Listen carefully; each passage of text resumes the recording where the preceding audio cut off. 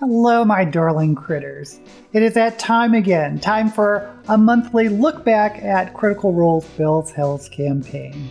I am Daisy Ex Machina. You can call me Ms. Daisy if you're nasty, the artist formerly known as the Booktube Goddess, still the #1 drag queen booktuber on YouTube. I analyze Critical Role in terms of storytelling, and another month has gone by and the Bell's Hells party is still split, which I think is crazy. Now, my thesis is that the Apogee Solstice, which was an awesome episode by the way, maybe one of my favorites of the whole season, was the midpoint of the story, or the midpoint of the campaign. The midpoint of a story often has two outcomes, either a false victory, where it looks like the main characters have won and got everything they want, or it could be a false defeat, where it looks like the bad guys are triumphant and our main characters have lost. In this case, I think it's obvious that the Apogee Solstice was a false victory because the bad guys got everything they wanted. Again, this is in terms of the story structure.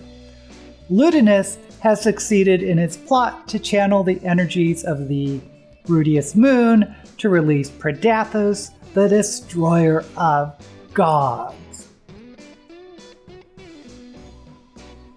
Now, Critical Role is not a novel or a movie or a traditional story, but a unique version of storytelling.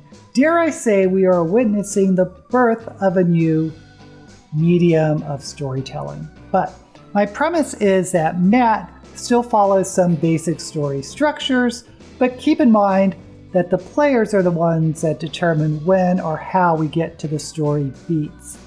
So if the Apogee Solstice was the midpoint, the next phase, at least in a traditional story structure, like Save the Cat, would be the bad guys close in, or where the results of the Apogee Solstice start placing pressure on the party.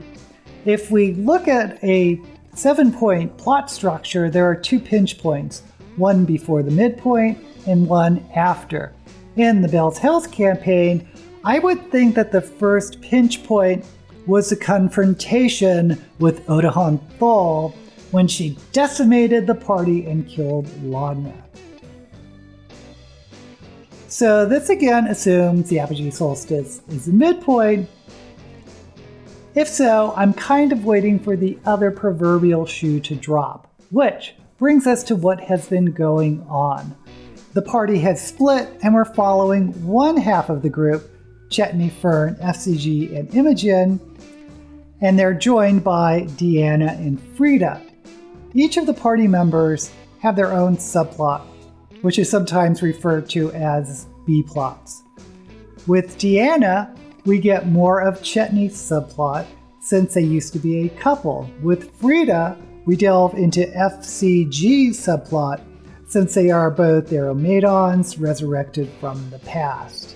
Now, I will be totally honest, and this is just my opinion, but I have not been a fan of the party being split for such a long time. I thought for sure the schism would have lasted maybe a couple of episodes, but it's been 5 episodes. That's like 20 hours of gameplay, and we still don't know what has happened to Laudna, Orym, or Ashton. We still aren't exactly sure what the Apogee Solstice has done, though obviously something is going on with the gods and the clerics are all feeling it.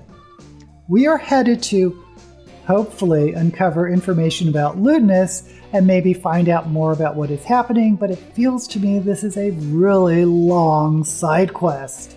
But we do get movement in the subplots of Chetney and FCG. In episode 54, we finally get to meet Ultgar, who is Chetney's old boss, mentor, partner, and who fans think of as Santa Claus, because Chetney is based on Travis's one-off Christmas campaign where he played Chutney, who was one of Santa's elves. Anyway, it's a cute throwback, but we find out that Ultgar isn't the asshole that Chetney made him out to be. In fact, he's kind of pathetic. having been bamboozled by his partner Drixlich, who is a real asshole, and the party basically rescues Ultgar, and there is a cute scene of sending him off to the north to maybe become Santa Claus? I don't know. It made me laugh. Now on to FCG's subplot. I didn't really see this coming, but there is love in the air. Yes, FCG and Frida have started a romance, which seems to have started in episode 55. I have no idea where this is going, but it is adorable. Adorable! We will have to wait and see how it will play out, but my suspicion is that it will end in heartbreak. But despite, admittedly, many entertaining moments, I am getting a little restless, waiting and waiting and waiting for more to happen to move the main plot forward. In episode 56, the party is heading to Savalierwood in the city of Molasmere to find out about Ludinus's past. I'm kind of curious if they're going to run into that magical bull who they sent off in that direction, but I don't know. I just really want them to get on with this adventure so we can reunite the party. But this is a D&D campaign, not a novel or movie, and the pace is set by the players, not the story crafter. As the audience, we have to be patient and let the story unfold as it will. Even so, I personally would like to see some forward movement. My hope is that in May, we'll wrap this up. My fear is that we'll jump to Laudna Orem and Ashton and have another multi-month side quest. Obviously, we're going to have to catch up with what they've been doing during this whole time period. What do you think? Are you getting frustrated or bored with this side quest? Do you know of any reasons why Matt has split the party for so long that I'm not aware of? Let me know down in the comments. While you're there, please give this video a thumbs up and consider subscribing to my channel. Anyway, I'll continue watching and I'll let you know next month how I think the story is progressing. Until we meet again, may all the books you read and the campaigns you play be blessed.